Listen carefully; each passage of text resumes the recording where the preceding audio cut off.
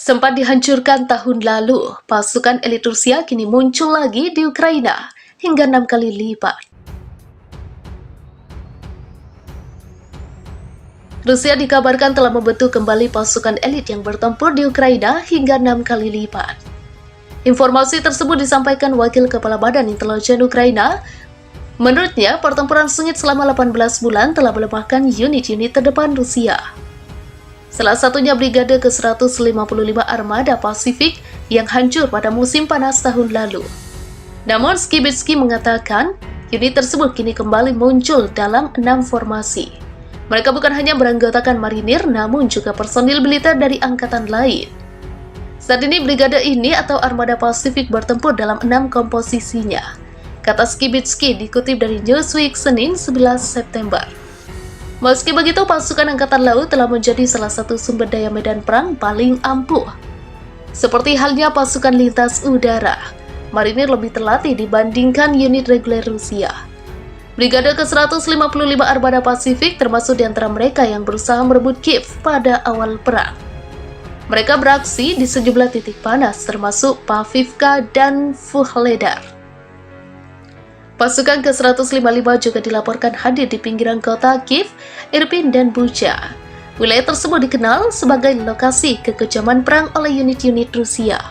Untuk latihan mendadak yang melibatkan latihan peluncuran rudal, unjuk kekuatan besar-besaran di tengah ketegangan dengan Barat terkait pertempuran di Ukraina. Menteri Pertahanan Sergei Shoigu mengatakan tujuan latihan perang itu adalah untuk menguji kemampuan angkatan bersenjata Rusia dalam menanggapi agresi.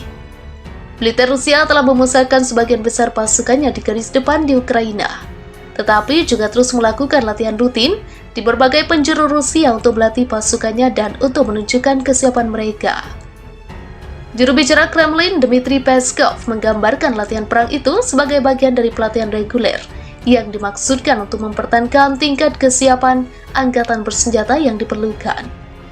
Shoigu mencatat bahwa skenario latihan kali ini menggambarkan tanggapan terhadap upaya musuh jika melakukan pendaratan di Pulau Sakhalin dan Kepulauan Kuril di selatan. Uni Soviet mengambilnya pada hari-hari terakhir Perang Dunia II. Dan perselisihan tersebut membuat kedua negara itu tidak menandatangani perjanjian damai yang secara resmi mengakhiri permusuhan mereka. Tahun lalu Rusia mengumumkan telah menangguhkan pembicaraan damai dengan Jepang untuk memprotes sanksi Tokyo terhadap Moskow atas tindakannya di Ukraina. Rusia telah membangun kehadiran militernya di pulau-pulau tersebut dalam beberapa tahun terakhir.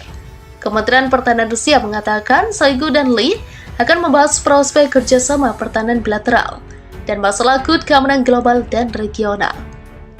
Kunjungan 3 hari ke Moskow oleh Presiden China Xi Jinping bulan lalu menunjukkan kemitraan kedua negara dalam menghadapi upaya Barat untuk mengisolasi Rusia atas Ukraina dan memberikan dorongan politik kepada Presiden Rusia Vladimir Putin.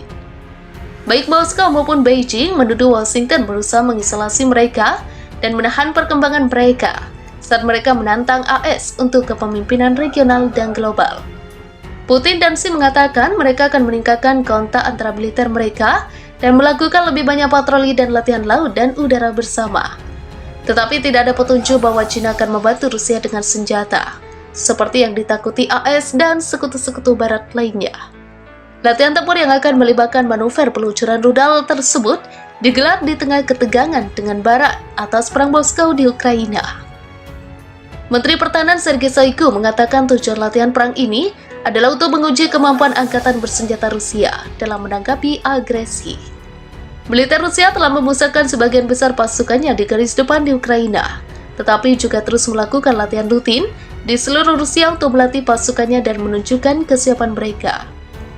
Kementerian Pertahanan Rusia merilis video yang menunjukkan kapal perang dan kapal selam berlayar untuk mengambil bagian dalam manuver besar-besaran ini. Sebagai bagian dari latihan, unit marinir dikerahkan ke kapal pendarat amfibi dan sistem rudal pertahanan pesisir dipindahkan ke posisi tembak. Juru bicara Kremlin, Dmitry Peskov, seperti dikutip CBS News, menggambarkan latihan perang ini sebagai bagian dari pelatihan reguler yang dimaksudkan untuk mempertahankan tingkat kesiapan angkatan bersenjata yang diperlukan. Shoigu mencatat bahwa skenario manuver ini membayangkan respon terhadap upaya musuh untuk melakukan pendaratan di Pulau Sakhalin dan Kepulauan Kuril Selatan.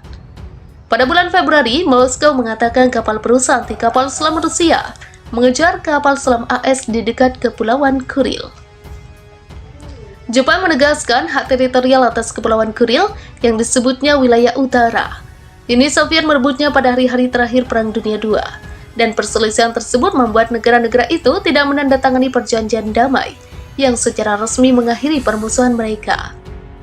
Tahun lalu, Rusia mengumumkan telah menangguhkan pembicaraan damai dengan Jepang untuk memprotes sanksi Tokyo terhadap Moskow atas tindakannya di Ukraina. Rusia telah membangun kehadiran militernya di pulau-pulau tersebut dalam beberapa tahun terakhir, menggerakkan jet tempur canggih, rudal anti kapal, dan sistem pertahanan udara di sana. Latihan perang armada Pasifik dimulai beberapa hari sebelum rencana perjalanan ke Moskow oleh Menteri Pertahanan Cina, Jenderal Li Shangfu.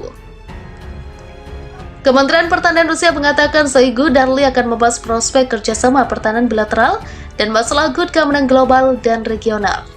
Kunjungan 3 hari ke Moskow oleh Presiden China Xi Jinping bulan lalu menunjukkan kemitraan kedua negara dalam menghadapi upaya Barat untuk mengisolasi Rusia atas Ukraina dan memberikan dorongan politik kepada Presiden Rusia Vladimir Putin. Kunjungan Xi terjadi di tengah kekhawatiran bahwa China mungkin bersiap untuk memberikan senjata mematikan ke Rusia untuk perangnya di Ukraina yang dibantah oleh China.